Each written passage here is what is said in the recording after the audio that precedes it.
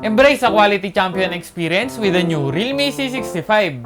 Available na nga po pala ito for only 9,999 pesos. And ang tanong, sulit ba tong bilhin? Kaya hi guys, ako nga pala si Dan and i-share ko sa inyo yung review natin nito. So when it comes to performance, medyo acceptable naman po yung naibibigay nitong power to run most of the apps na ginagamit ko. Pero for its price, dapat gumamit na lang ng mas mataas na chipset si Realme. Dahil 4 years old na po yung 12nm MediaTek Helio G85 chipset na nakakabit dito. Mabuti na lang talaga, optimized din naman po dito yung Realme UI 5.0.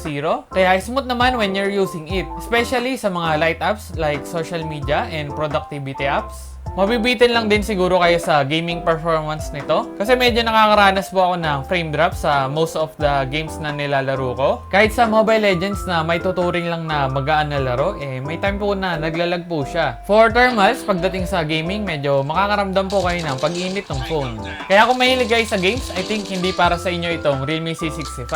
But for casual use, okay na okay po yung performance nito. Tsaka goods na rin po yung multitasking capabilities nito since may 8GB RAM na po ito. At supported pa po nito yung up to 8GB virtual RAM. Tsaka marami na nga rin po pala kayong apps at files na may store dito since may malaki na po itong 256GB storage. Idagdag pa siguro natin na may 48-month fluency rating po ito. Na ibig sabihin, di po kayo makakaramdam ng pag-degrade ng performance niya in that 48 months. Or parang same speed pa rin siya in that period. But take note guys na hindi ibig sabihin nito ay hindi na po kayo makaka-experience ng lags.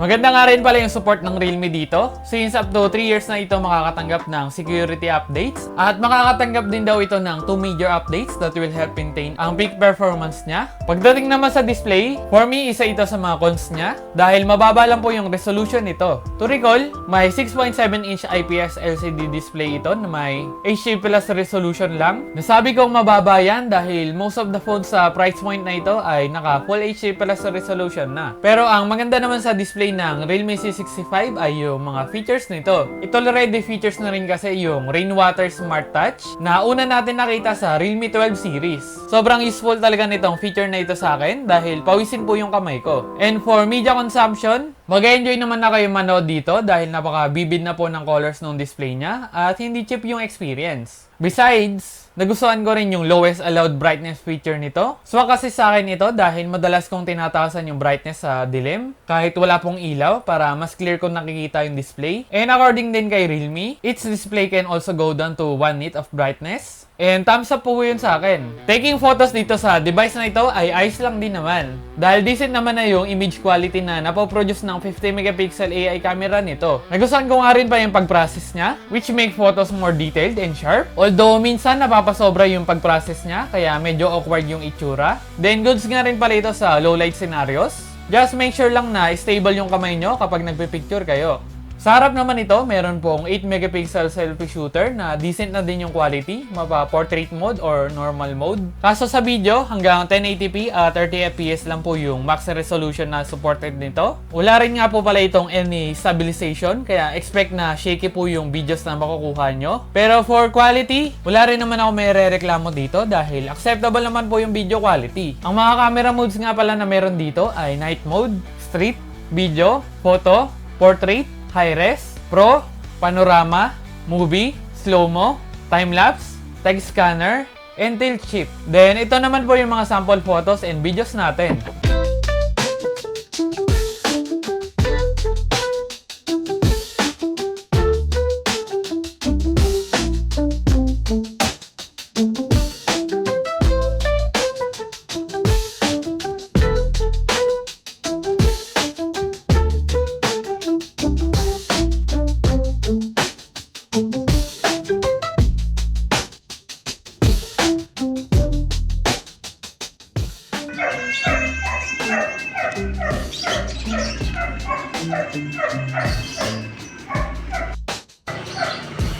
Front camera video test.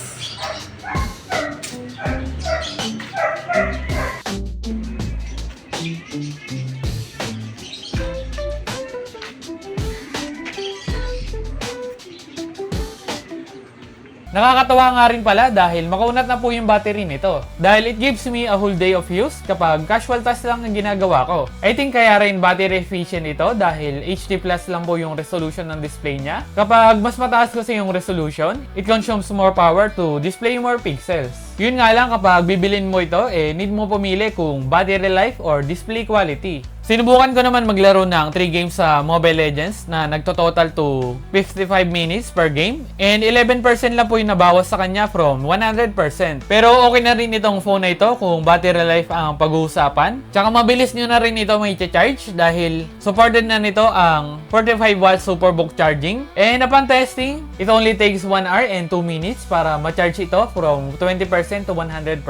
For its pricing, goods na rin na supported niya na ang 45 watts fast charging dahil at least you don't have to wait 4 hours para lang ma-fully charge ito. So ang tanong ng karamihan, sulit bang bilhin ang Realme C65?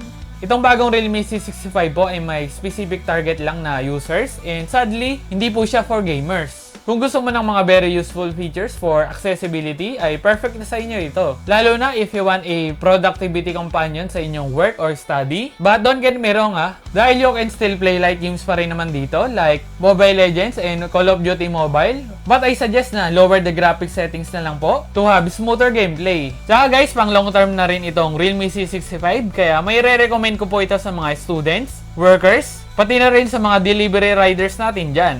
Mabibili na nga po pala natin itong Realme C65 sa official store ng Realme sa Shopee, Lazada at TikTok Shop for only 9,999 pesos. Pero ang may sasuggest ko po ay gumamit po kayo ng vouchers para makatipid po kayo. And I think ayun lang naman para sa review natin itong Realme C65. Kaya thanks for watching. Ako nga pala si Dan and see you sa next vlog.